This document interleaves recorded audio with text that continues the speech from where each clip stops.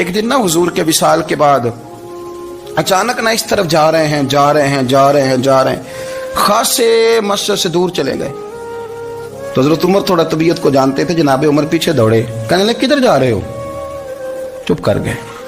کیا ہوا؟ کدھر جا رہے تھے؟ ابو بکر سیانے بندے ہو, امیر المومنین ہو, کہاں جا رہے؟ تو رو پڑے.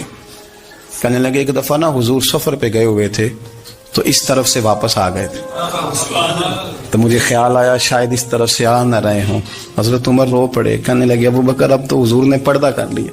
جنہاں دے دل بر جانی وچھڑ کون روے پھر تھوڑا, سب روگاں دا روگ محمد جس دا نام.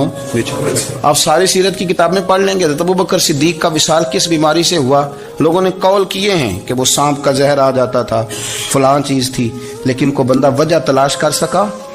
کیا وجہ تھی وصال ہو گیا؟ کیا بیماری تھی؟ کیا تکلیف تھی؟ باقی وجوہات آپ کو ملیں گی. حضرت عثمان غنی شہید ہو گئے, حضرت عمر شہید ہو گئے, مولا علی, ابو بکر صدیق چلے گئے 63 سال کی عمر. وجہ کوئی نہیں بتائے گا.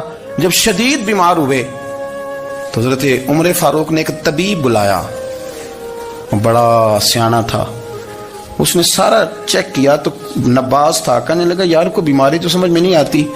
تو حضرت عمر تھوڑا سا جلال مرض کا, پر ابو بکر امت کو ضرورت بھی تو ہے نا. حضرت صدیق ایک بار کہنے لگے بس ہو گئی, سوچیں سمجھیں کہیں وہ لفظ جو مدینے والے رسول کو پسند ہیں, پھر دیکھنا مسلمان ہونے کا مزہ آئے گا, پھر ذائقہ نصیب ہوگا.